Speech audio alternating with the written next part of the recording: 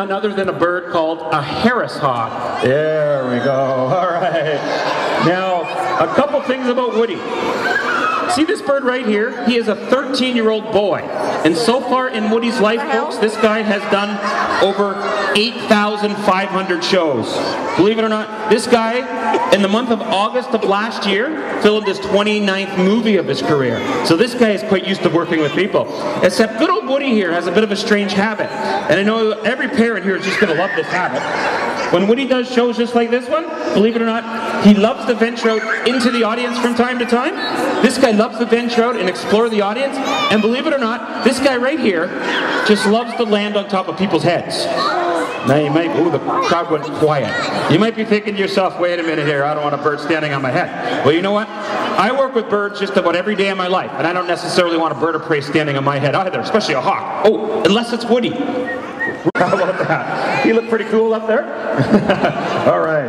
Okay, I'm going to get him all the way over here for you guys. There we go. Now the Harris hawk right here in the wild, this bird right, when these guys hunt, do you believe they hunt like wolves? What's special about a wolf? What do they do when they hunt? Well, they don't eat too many people. Hopefully not. What do they do though? The wolves hang out together in something called the pack? They certainly do. And this is the only bird of prey that hunts in a pack. That means they hang out in a group together as a team. This bird loves eating snakes, including very dangerous rattlesnakes, which you don't want to mess with. This bird loves eating lizards. This bird loves eating jackrabbits. But you know what this guy's favorite dinner is? You guys ever watch cartoons on Saturday morning? All right, so do I. Anybody remember a bird from cartoon fame that runs along the ground really fast? What's a bird in cartoons that runs fast? Do you know? Yeah. All right, how about right here? No, well, talk close. Very close to Bugs Bunny. You're on the same show. You're getting really close. You got a Roadrunner. That's Woody's favorite dinner. Now, a lot of you are thinking, wait a minute here. I know Roadrunners are about the size of a coyote. That's only in cartoon fame. In real life, Roadrunners and coyotes are pretty much the same size. But remember, Roadrunners are strong, and oh yes, they can defend themselves. And that's why these birds work together. Now I'm going to look. And put up your hand if you've ever watched the series Zoboomafoo before. Have you ever watched Zoboomafoo with Martin and Chris? There you go. Woody stars on 3 episodes of that show. Maybe others in the audience have watched, anybody watched Darcy's Wildlife before? Hey, Woody stars on that show. Anybody a Roxy Hunter fan? Ready? Oh, that's pretty good. Excellent. Everybody knows the call of an owl. I'll give you this bird's exact call. It sounds something like this. It goes, I have to get my deep voice on. She would sound like this. She goes, so if you heard that in the forests of Ontario, it's this bird right here. Let's get her out. This is one of our largest owls in Ontario. Oh, she's talking to me here. Here she is. All right. Ooh. She's pretty cool looking, isn't she? This is Toba. Toba is a 13-year-old girl, and she is a great horned owl, of course. I'm just going to take her leash off because she might do 1 or 2 flights for us.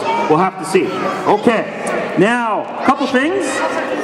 Number 1, guys, I want you to look at this bird's feet. Do you guys see the feet on this bird? You just have to step back a little bit for me there, right behind that green line. Excellent. That's just so you don't get brushed with her feathers when she's going to fly. Okay, there we go. Okay, I'm going to see if I can get her attention here. I just have to get her, oh there we go, okay. Come on here, Toba. Okay, now I got her attention. You'll notice when she's about to fly, she'll stomp her feet and almost stand up on her tippy toes a little bit. Okay, here we go. All right, 1, 2. Oh, she's giving me the owl stare right now. Owls, you'll never win a staring contest with an owl, I'll have to tell you that much. Okay, here we go. All right, there we go. All right, look at the one feature on this bird. Did you guys notice her feet? Look at the size of the feet on this bird. Look how big they are compared to the rest of her body. Remember, what did I say about a bird's of prey feet? They're her hunting weapons. So this bird is designed with huge feet to be able to capture large prey for her size. I'm going to cover some animals she'll eat in just a few seconds here. I'm going to see if I can get right to the back here, because I want to leave you guys out of the show. All right, I'll see if I can get her to fly over here. I'm not sure she's going to do it, but I'll try. There we go. All right.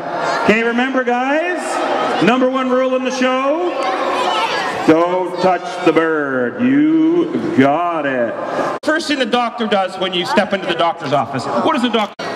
Now, not to be rude, but I'm going to show you this guy's back end first, because this is important.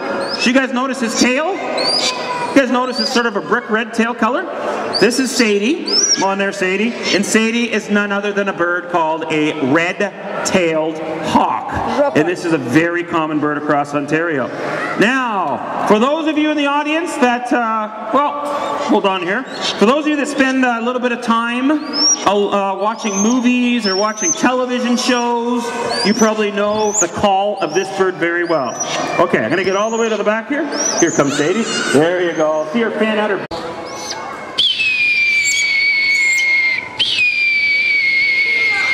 So next time you hear that in a movie and a red-tailed hawk does not show up, you can say you heard it right here at Lawrence Square, that is the sound of a red tail. No other bird makes that sound. Okay, I'm going to put Sadie up here. Sadie's a pretty hyper bird, so I'm going to try to get over here for you guys. Okay, since we got a little bit of space over here. Hold on here. Okay, there we go. Come on over here, Sadie. Just 1 second here and you can walk by. The bird's just going to hopefully fly by here in a second. Hear him talking. You can hear that little bit of a squeak. He's just not doing it. Okay, come on, buddy. He's looking around for a better deal, I think. he's a cool bird that way. He's a bit of a mischief maker, actually. Come on. Oh, he's just trying to... Okay. There we go. All right. You can see that brick red tail. Now, folks, this beautiful country that we're in, you guys believe that we do not have a national bird in this country? You believe nobody's ever named the national bird for Canada? Now, here, olive, which is actually short for olive oil. There we go. All right. Is this not a good-looking bird or what? Put up your hand if you think this is a good-looking bird. Look at all those hands up. Just about everybody here agrees with me. All right. This is Olive. Olive is none other than a bird that's called a barn owl. Now, a couple things about Olive the barn owl. First of all, this is a nocturnal bird. She does most of her hunting at night. Now, you're probably wondering why I'm keeping her up during the daytime. Well, don't worry. Although she does hunt at night, she can see perfectly well during the daytime. Not a big deal. Pardon me? Nocturnal. She's nocturnal. She does most of her hunting at night. The other one is too, yes. So is the great horned owl. She's more nocturnal than even the great horned owl, though. Now, if you look at her, she does have magnificent eyesight. But the thing is, guys, with her, okay.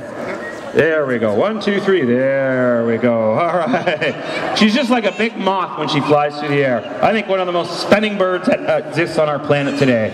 Okay. For those of you that have family roots, here we go. For those of you that have your family roots in the beautiful country of Russia, the Americans have the bald eagle. Russia has this bird, the golden eagle, as their national symbol. And this bird's also found right here in Canada. Now, for the ladies in the audience, guess what, ladies? This is a boy. He only weighs about 4.5 kilos, about 10 pounds. That's all he weighs. Well, guess what, ladies? Females are a third bigger than the men. They're much stronger. They take much larger prey than this handsome little guy that we have here today. Now, I'm going to get him to stretch his wings again, because I want you to look at the size of them. There you go.